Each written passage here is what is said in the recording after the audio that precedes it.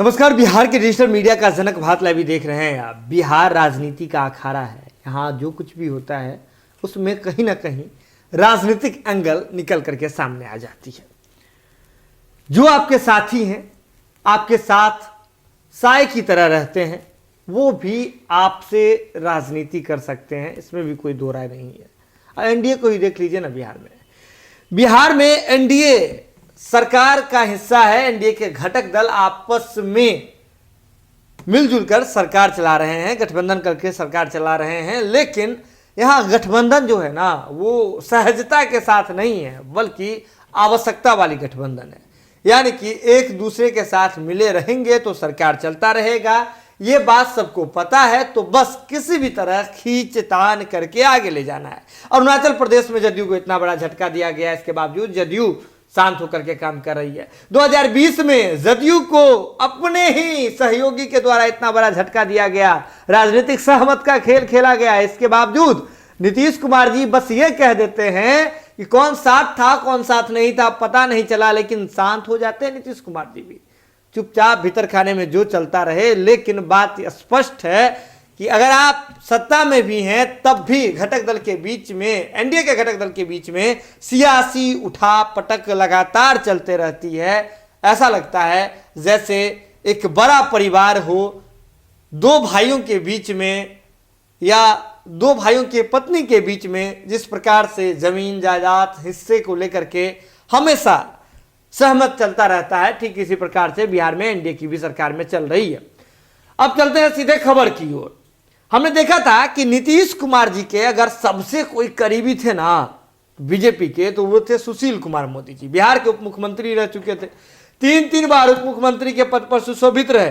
और यह भी बात कालांतर में कहा जाने लगा कि नीतीश कुमार के पास अगर बीजेपी के का जो इंटरनल खबर आती है तो उसमें सुशील कुमार मोदी जी की बड़ी भूमिका होती है। और यह भी बात बिहार के राजनीति में चलने लगी कि सुशील कुमार मोदी जी, जो कि बिहार के पूर्व उप मुख्यमंत्री रह चुके हैं, वह नीतीश कुमार के यस मैन में से एक हैं। यानी कि नीतीश कुमार जी के प्रबल दोस्त हैं, प्रबल फैन हैं। और ऐसे में सुशील कुमार मोदी जी हमेशा इस बात की गारंटी चाहते हैं कि उन्हें उप मुख्यमंत्री का कुर्सी बस मिलता रहे।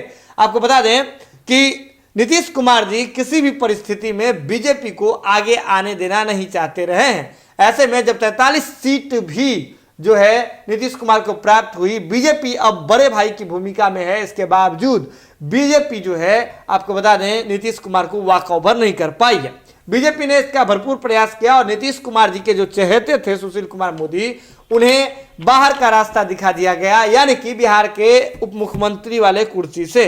और बीजेपी ने वहां 2 सैनिकों को तैनात कर दिया। लेकिन कालांतर में वे 2 सैनिक भी नीतीश कुमार जी के ही फैन की तरह दिखते हैं। अगर नहीं है तब भी बीजेपी के लिए फायदेमंद नहीं दिख रहे हैं, सक्रिय नहीं दिख रहे हैं। ऐसे में बड़ी बात यह है कि नीतीश कुमार जी और सुशील कुमार मोदी जी का जो एक्शन प्लान है, इसके बावजूद नीतीश कुमार जी का जो प्रभाव रहा है बीजेपी पर, इसको देखते हुए ही बीजेपी के फायर ब्रांड विधायक ज्ञानेंद्र सिंह ज्ञानू, जो कि अक्सर बीजेपी के नीतियों के खिलाफ ही आवाज उठाते रहते हैं, हिचकते नहीं हैं, जो मन में रहता है खुले तौर पे कहते हैं, तो उन्होंने सवाल खड़ा कर दिया है बीजेपी के नेतृत्व पर ही। और बीजेपी में ही उन्होंने मोर्चा खोल दिया है। आपको बता दें कि उन्होंने मोर्चा खोलते हुए कहा है कि बीजेपी सुशील कुमार मोदी जी को जो है सम्मान नहीं दे रही है।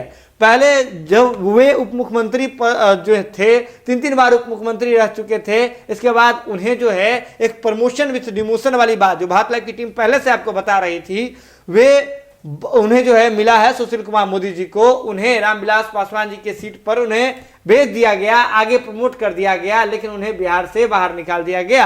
उन्होंने सीधे तौर पे कहा कि उन्हें भी लाल कृष्ण आडवाणी जी की तरह मार्गदर्शक मंडल में शामिल कराने की तैयारी है। और इसके लिए उन्होंने एक और बड़ी बात कही है कि बिहार में बीजेपी के जितने नेता हैं उनका बीजेपी के संगठन पर कोई कंट्रोल नहीं है।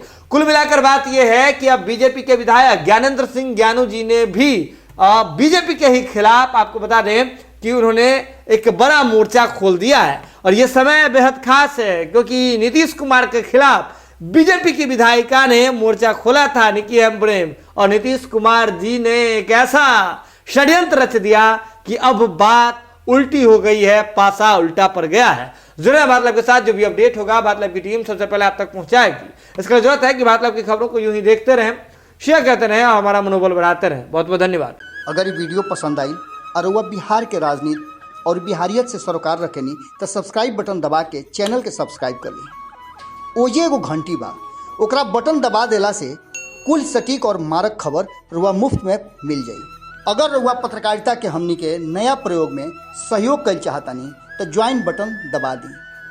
पेटीएम नंबर नोट कर ली 9386816700। धन्यवाद।